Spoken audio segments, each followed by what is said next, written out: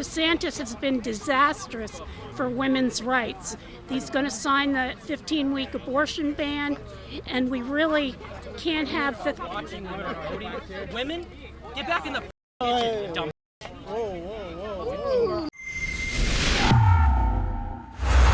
I'm here at CPAC, and earlier today there were about 10 protesters protesting, mainly Ron DeSantis and CPAC, and to end racism, and I'm not sure exactly.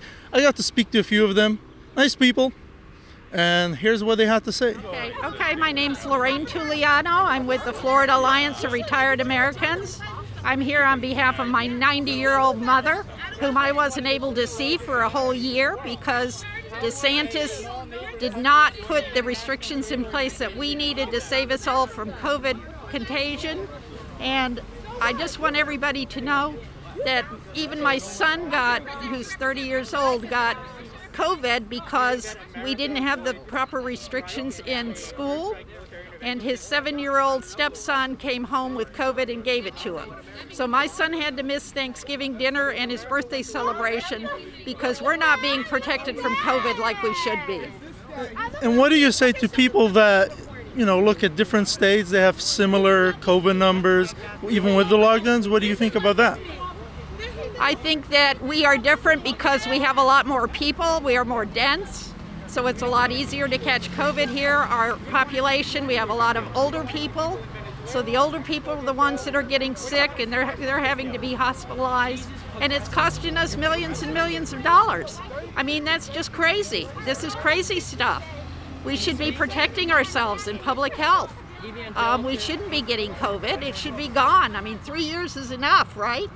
We should have been over in 3 weeks. Well, I'm the president of Florida now, and DeSantis has been disastrous for women's rights. He's going to sign the 15-week abortion ban, and we really can't have the... Women, get back in the kitchen, you dumb. Look at this. What an attitude. That's the kind of thing that we're fighting against, is when people are so rude to women and tell them to go back somewhere.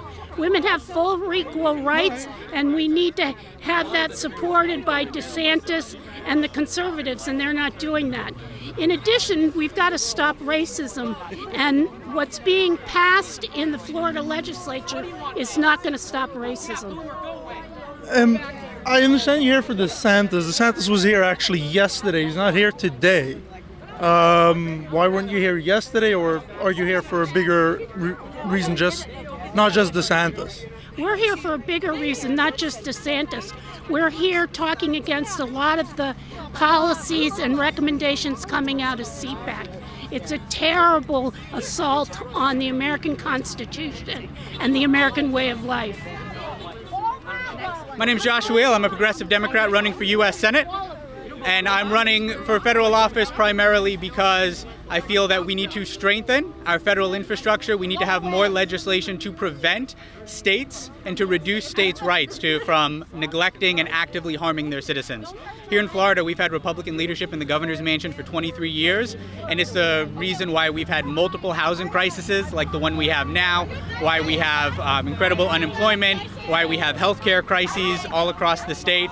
And we need, from a federal level, we need legislation and executive orders that can protect the people of Florida from predatory government practices at the state and local level. Okay, here you want more federal rights, but what do you do, let's say, a candidate, not Biden, or someone, I don't know, like Trump, or let's say even DeSantis, or some other guy on the federal level that you don't like? Are you going to say we need back state rights, or why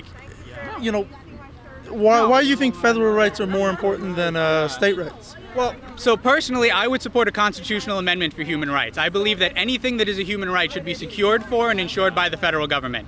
To me, that starts with clean water. We have more than 1 million Americans in this country. In the United States of America in 2022, we have more than 1 million American citizens that don't have access to clean water. We have crisis. We need universal housing. We have everything we need to have abolished homelessness, and yet we allow it to exist. We should have universal access to health care.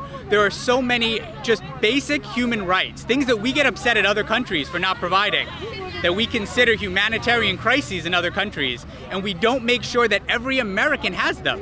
Every American. I don't care if they're Republican or Democrat. I don't care if they live in Kentucky or Florida. Every American should have access to these things. Would you want to speak for a second? Well, my sign, I think, pretty much says everything I'm here to say. No Second Amendment in heaven.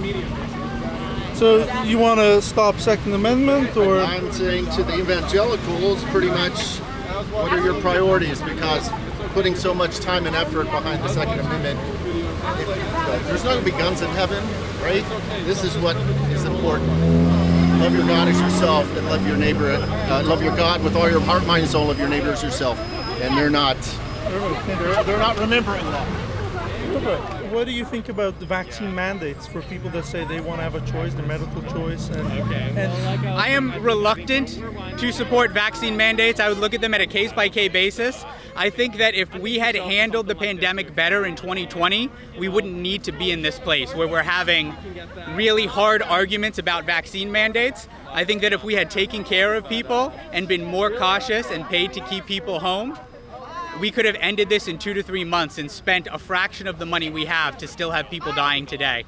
And unfortunately, we have a very vulnerable population, particularly in Florida, where we have an incredibly large senior citizens population compared to other states that we have to protect. We have to protect people, and sometimes that's going to mean, like, if you're a nursing home worker, man, you can't go into the nursing home if you don't have a vaccine. Like, I'm sorry, it's tough, but we got to protect people.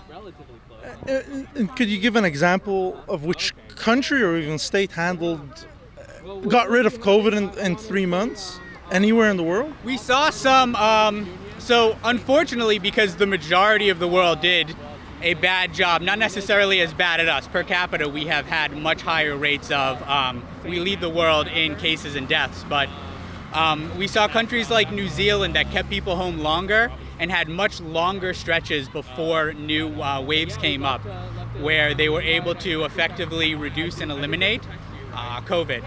I mean, I think we should have been, as the United States of America, we do set a standard and model for the world. One of the problems is that when we do a bad job, we set the model that too many countries follow. And when we start sending people back to work early, and when we start reducing quarantines, even though we're still over 5-10% local positivity in places, we see other countries following and doing the same, which has helped continue be a global epidemic. If we want to be global leaders, we have to be moral leaders, and we have to be setting that standard of what good action looks like. And don't you think workers' rights, I know you're a progressive, big on workers' rights, should trump the government's right to impose mandates and stuff like that? I do, and that's why I said it's a case-by-case basis. I don't think that we should have vaccine mandates for people to go to work anywhere. But if you're working with a vulnerable population, yes. I mean, I'll give you an example. I'm a public school teacher. I work in schools, right? You're not allowed to bring a gun, even if you have an open carry. You're not allowed to bring it onto public school grounds. Those are zero gun zones. It doesn't matter how many permits you have. It's not an infringement on your Second American rights to bear arms. You are not allowed to bring guns onto a public school grounds to ensure safety and protection of those kids. We're at CPAC speaking to politicians and people and asking them why they're here and a bunch of other questions. If you like what you see, check out rebelcpac.com for more.